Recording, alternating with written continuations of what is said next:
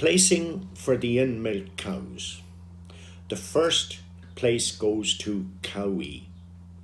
This cow demonstrates fully the characteristics required for a long-lived, healthy and high-producing functional cow. Starting at the front, she has a long dairy head with a wide muzzle blending into a sharp, clean shoulder with great depth and open rib behind the shoulder, which allows for good width of chest. All these characteristics create space for the development of adequate heart and lungs to provide the stamina to sustain high production, reproduction and longevity. Then looking at her side view, she displays a super open and deep body, a strong spine, good length from hip to pin. This is a key factor in creating space for the mammary system. Her pelvic bone is central between the hip and pin bones, thus promoting good legs, feet and locomotion, and a flat, clean bone throughout her frame. She has dairy character in abundance. The wide open rump provides for a high and wide rear udder attachment. Her udder is strongly attached in front and benefits from a good ligament. Teat placement is excellent and teat size and quality are equally good.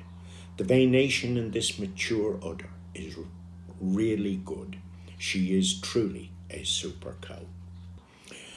In second place we have Cow B, another great cow displaying width and strength throughout her frame. Again, a long milky head with a wide muzzle, good chest width and a long clean neck and brisket, which blend into a wide angular shoulder and front end. Her rib is well sprung, giving good body capacity. Her rump angle is level and there is a small degree of set, that is curve or sickle shape, to the rear legs. Her silkiness of skin is very obvious. Her udder attachments, both front and rear, are very good, as is her ligament. Front and side teat placement are fine, but the rear teats are on the inside of the quarters. It is the correctness of her rump and the front attachment of her udder which give her the advantage over the cow in third place. Cow D in third. This is a long and deep-bodied cow with all the characteristics of a high yielder. Again, she has this long head and very wide muzzle. She has a long, fine neck blending into a sharp, clean bone shoulder. She has average chest width. Her body is deep, long and capacious.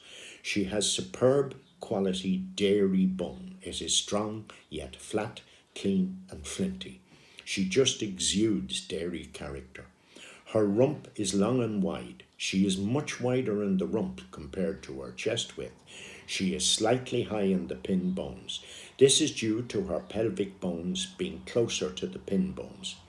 Where the pelvic bones are further back in the rump skeletal structure, they push the pins upwards, which in turn causes a dip in the line, and that in turn causes the animal to walk with her hind feet turned outwards.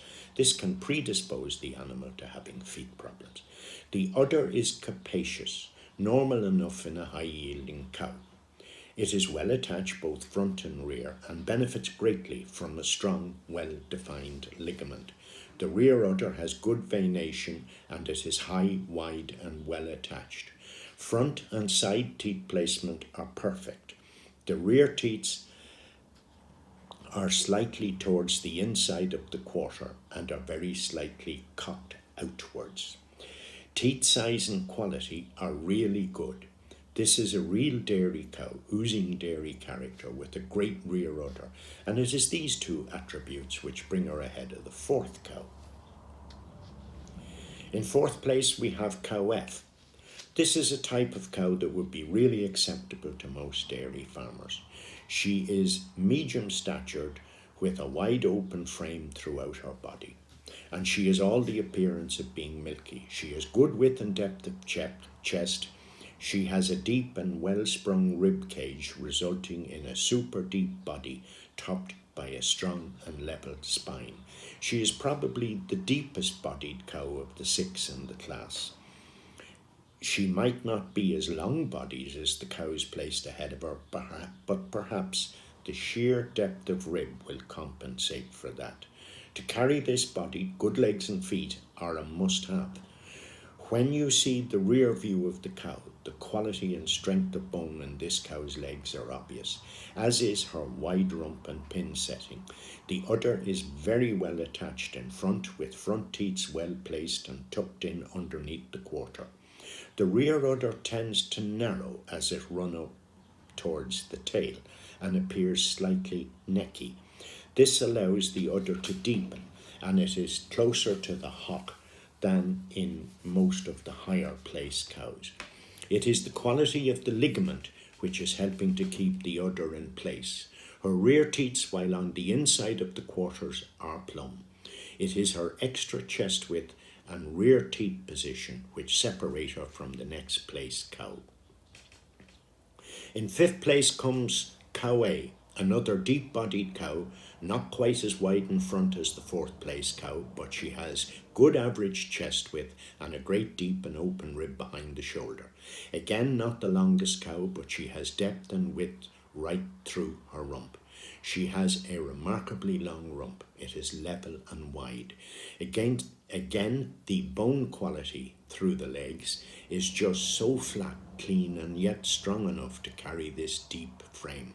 Her front udder attachment is strong and blends smoothly into the body.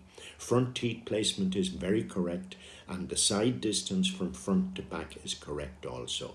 Again, the rear udder attachment tends to narrow as it progresses upwards, but she has a super ligament which will hold the udder in place. However, her rear teats are both on the inside of the quarters and are pointing outwards.